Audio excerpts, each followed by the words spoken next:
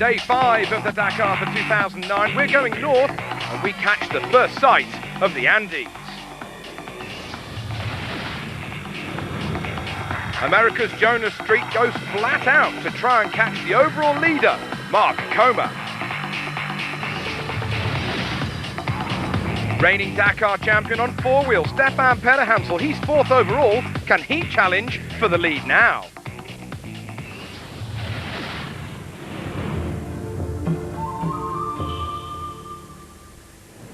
But sad news today. French biker Pascal Terry has lost his life. He's been missing for 2 days. On stage 2, he'd spoken to rally organisers to say that he'd run out of fuel. He later informed them that he had got some fuel, but then they could see through his GPS that he wasn't continuing on the stage. Military searches took place over the next 24 hours, with the 49-year-old found late last night. He appeared to be resting under a tree with food and water laid out beside him.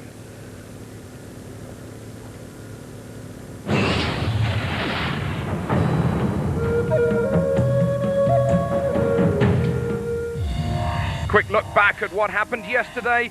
Stage 4 for the Argentina-Chile Dakar for 2009. The landscapes are stunning as always, but for the privateers and the amateurs a little bit further down the order, it was just hell out there.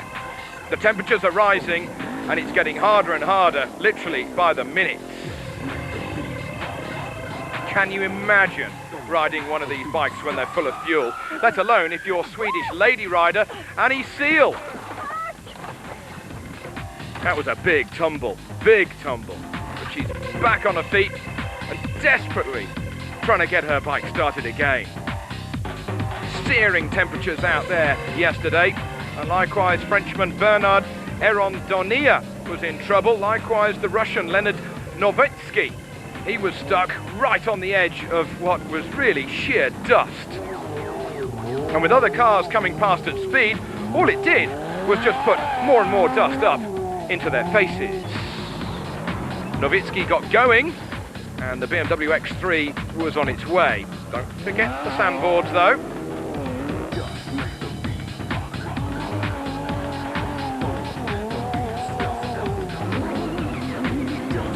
Other people tried to tow some others out, whilst this Kamaz came to a rather abrupt halt. Well, there's a lot of inertia behind those trucks, believe me. The truck soon got going again, and as the wind got up, as the temperature rose throughout the afternoon, all that happened was that the dust just got worse.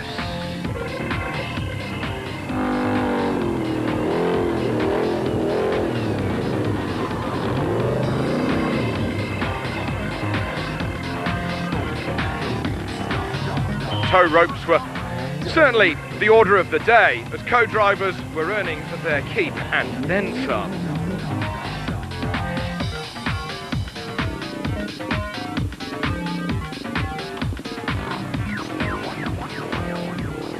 Juan Manuel Gonzalez, one of the front runners in the quad class, even he was running into trouble and having to roll it back a little. In the meantime, Bernard Erondonia, he got going again after he was stuck on that precipice, whilst good news for the Swede, Annie Seal. And with a bit of help from a friendly rider, she got going with her little KTM. Gonzalez managed to get going again, and he'll be challenging once more for quad stage victories. Italian Federico Guidi. But it was, well, a bit of a Serbian get-together out there for these two, the pair of them working on Bozo Ristik's bike.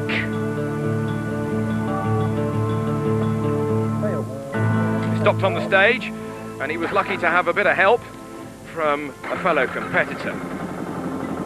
Careful not to flood the cylinder, he eventually got it going, but the problem was to move fuel from one tank to another, so he had to do the age-old trick of getting the siphon going and probably getting a mouthful of fuel into the bargain. Not what you need when you're out in the middle of nowhere. Spark plug being attended to, and the electrics too. Just checking those fuses.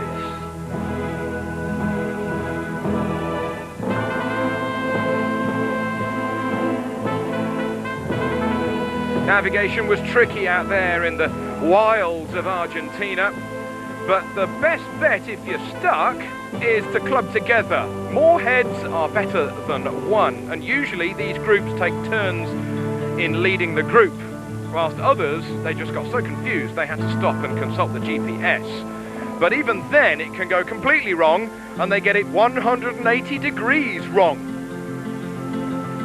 They don't seem too bothered that the other one was going the other way. There's a bit of cross-referencing is now going on with the roadbook and the GPS.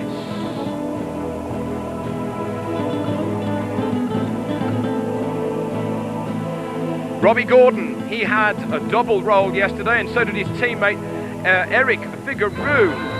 But once we came into Neuquén, the organisers of the Dakar said to us that although they organised the Tour de France, they had never seen crowds like this in this, the 30th year of the Dakar. Francisco Lopez, the Chilean rider, almost overcome by the support from his Argentine compatriots. And I can tell you this, there were many more of them still spectating at 5 o'clock this morning. Incredible.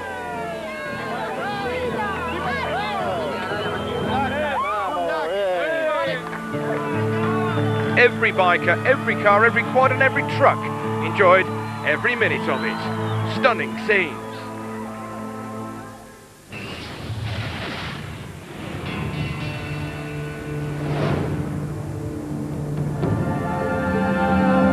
And as we go on to today's stage, stage 5, it's probably the most challenging of the rally's first week. We move up towards San Rafael. The Andes are on the horizon as we move into the region of Mendoza.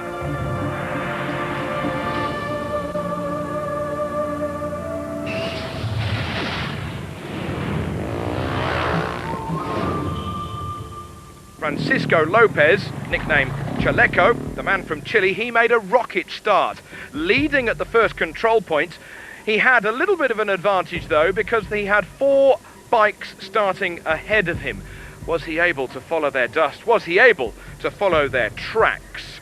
A healthy lead at the first control point of just over 2.5 minutes. The man he was leading from was the man from Washington State. The 36-year-old Jonas Street was second at the first control point and in touch. Syl Dupre, he started 11th overall this morning, but he wasn't far off the pace of Street come that first control point. Dupre was second off the start this morning, so he was looking all around him to see if anybody was catching him up, or if he had a chance of catching the Singleton bike ahead of him.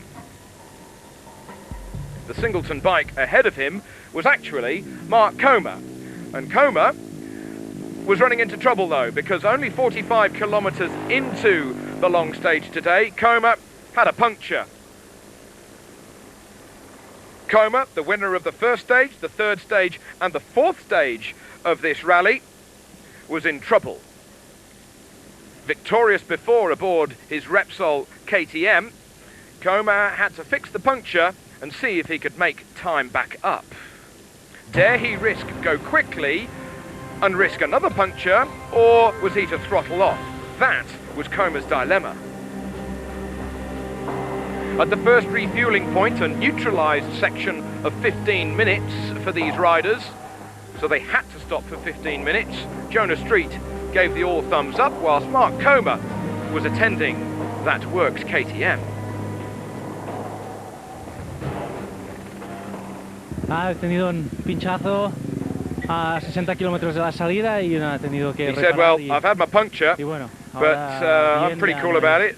Some days it's good for me and it's bad for the others, and on other days, like today, it's bad for me and maybe good for the others. Por suerte controlado, pero bueno, o sea, sabemos que este año los neumáticos pues y el mousse sin mousse es complicado y bueno, hoy me ha tocado. Well, Comer started with a 43-minute lead at the start of today's stage. So the question is, how much time might he have lost? Now here is Lopez, together with Cyril Dupre. Lopez has therefore caught Dupre on the stage for 6 minutes.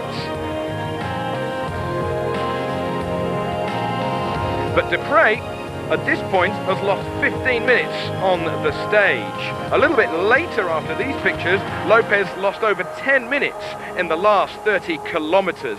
That's the part of the stage where the very first dunes of this year's Dakar, the real hard dunes, were going to kick in. So Lopez, initial leader on today's stage, lost a little come the finish line.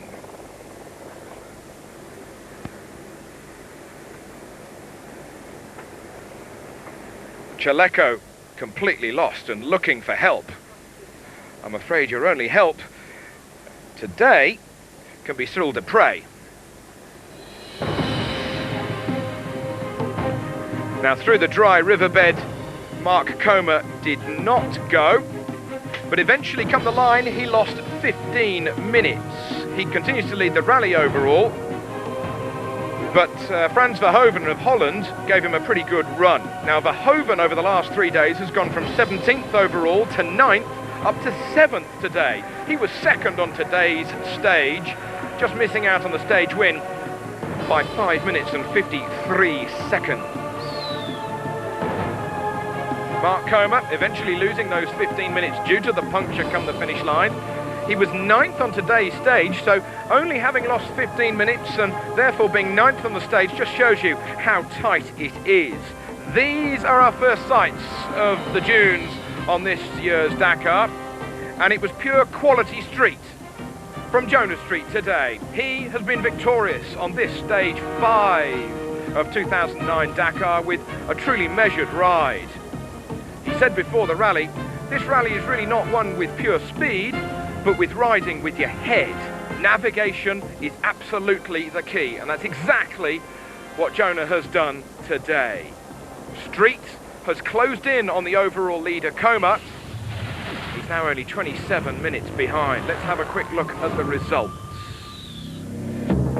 Jonah Street, victorious for the first time in 2009, nearly 6 minutes ahead of Verhoeven. Lopez was leading but dropped to third, Castello and Helder Rodriguez. Overall, Coma's lead is now 27 minutes. It was nearly 43 coming into today's stage. Fretinier, Olivaceta and Viadom. Definitely something I've been working for and dreaming of for a long time.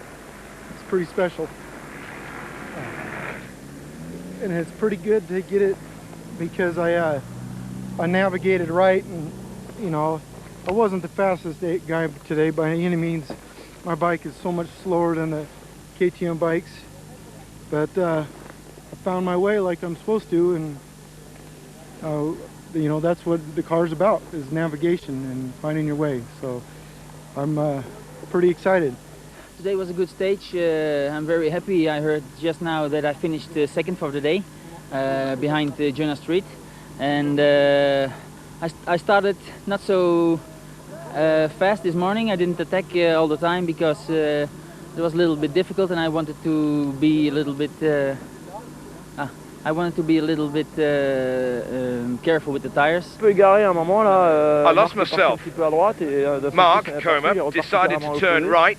He saw he was going the wrong way, and then I did a U-turn. I didn't want to follow him, but finally I might have lost about 4 minutes, but it's okay, I'm still here. We're only on the 5th day. It's a long way to the finish. I'm just happy because today was a very hard stage.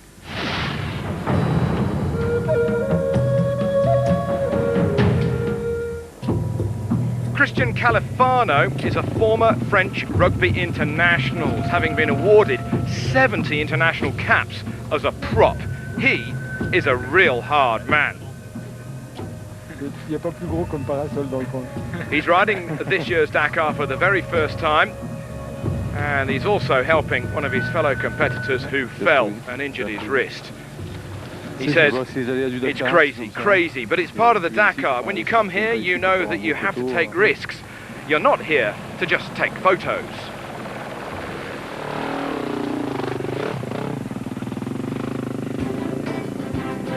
Califano was part of the French squad during their Grand Slam win during 1997 and in 1998. Califano, nearly 130 kilograms in weight, is an absolute giant of a man. But he said today, I did 200 kilometers with this guy at 40 kilometers an hour during the dust. I'm just destroyed. Olivier had no more gasoline, and because he's a good guy and he's in the top 10, I had to help him. But he really pushed me to the limits. I know what is hard. I've played many matches. I know what is hard, but today it was just impossible. I nearly cried. I wanted to stop. It's horrible. So hard, you just cannot imagine. So even the hardest rugby player in the world has been forced to stop today.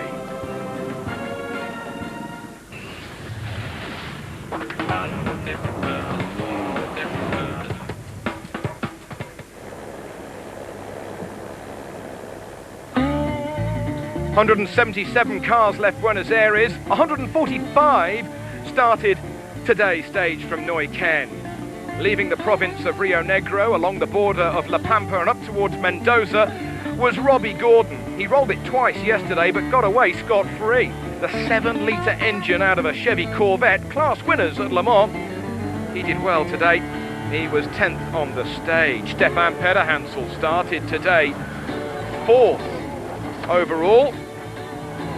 6 times winner of the Dakar on a bike, 3 times winner in a car. And even Pederhansel nearly, or did he actually, run into trouble.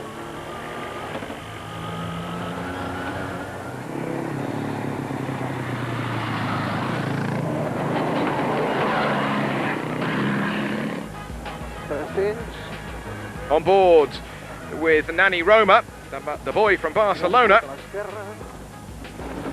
trying to find his way through many of the gates. Fortunately for the cars, they haven't had as many problems as Mark Comer did on 2 wheels yesterday. Comer going through the stage first, and therefore some of the gates still shut.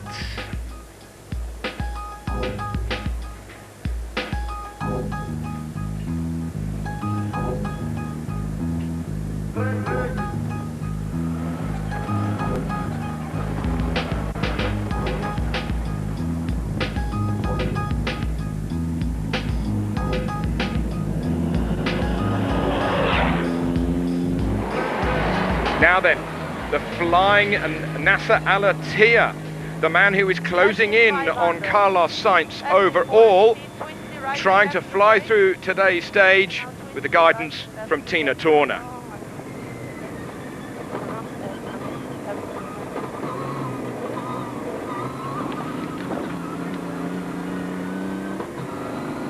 Al-Attiyah in touch with the leaders on today's stage at the halfway point.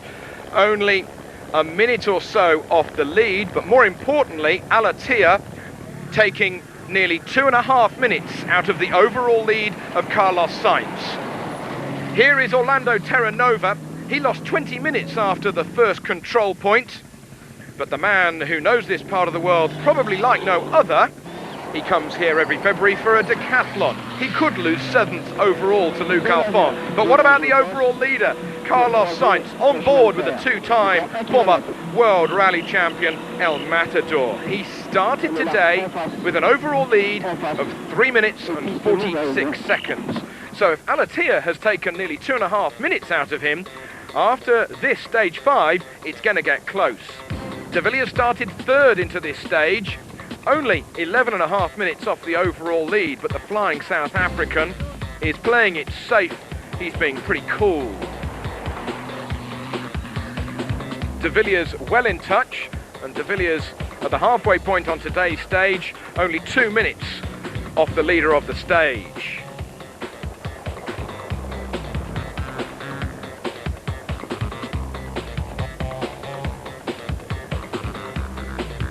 Mark Miller, the American, together with South African Ralph Pitchford, they were 20 minutes off at the start, or overall at the start of the stage, but Miller being very much in touch, only 47 seconds back of Carlos Sainz halfway through the stage. But the man who was flying was Dieter Depping.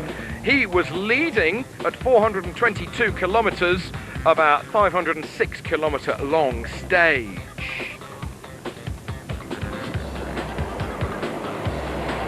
Now then, we catch up with Dutchman Michel de Groot and his co-driver Gabi Ulje. They're behind this truck, as you can see. But what these Dakar competitors have got is a thing called a Sentinel, and it's an electronic device which sort of holds hands electronically with the car ahead. Once you're within about 150 metres or so, they press a button and a light illuminates, for example on the truck's dashboard, to tell you that there is a car behind. The truck can pull over and then the Dutch crew can go through. But then they've got into this village and Gabi's saying, well, I think you've got to go left here. And they're trying to find their way. Michel looking around, trying to find their way through this village. And it also gives you some idea of just what a battering these drivers take in these cars. They've got a massive amount of suspension travel, particularly with the prototypes, such as the one that we're riding with. But they then stop for a discussion. And then eventually they get out. But bad news today for the reigning World Touring Car Champion from France, Yvan Muller, with his buggy. It caught fire, ironically, because he hit another car, it was actually a truck, that was also on fire. So a terrible shame for Muller, retiring today.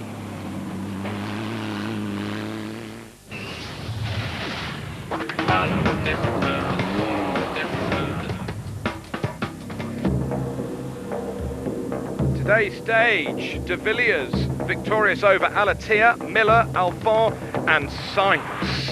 Sainz losing precious time, so therefore we have a new overall leader, Nasser Alatia from De Villiers, Sainz, Miller and Alphon. Top 2 times because overheating engine, completely closed from camel grass, and still, you know, the temperature is very, very high, but we need to stop and clean everything now. Now Carlos Sainz has had a roll, he's been over. Sainz in trouble in the last few kilometres. He says, I was driving without power steering. My hands are destroyed. In the dunes it was just too hard. Look at his hands, blisters. So drama him for the overall leader. Carlos Sainz loses the lead today.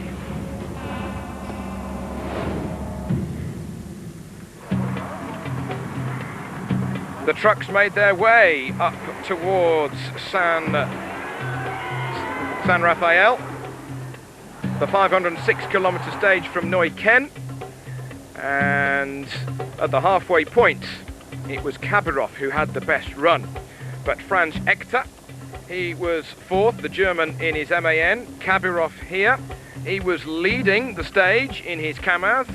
He's third overall coming into today's special stage. So the Russian having a good solid start. Vladimir Shigin, third so far on the stage today. And he's holding second overall with the sister Kamaz to that of Kabirov. On board with Gerard de Roy, second at the moment today. Losing only just a few seconds to the stage leader, Kabirov. And if you thought it was rough in a car, can you imagine how rough it would be in a 12-ton truck? You have no idea.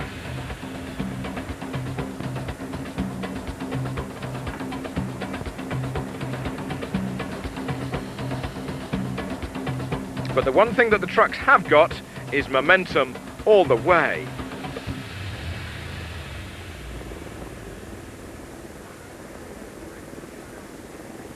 Franz Eckter fourth today, Hans Stacey fifth, Thomas Tomacek, who we saw roll earlier, he's in sixth.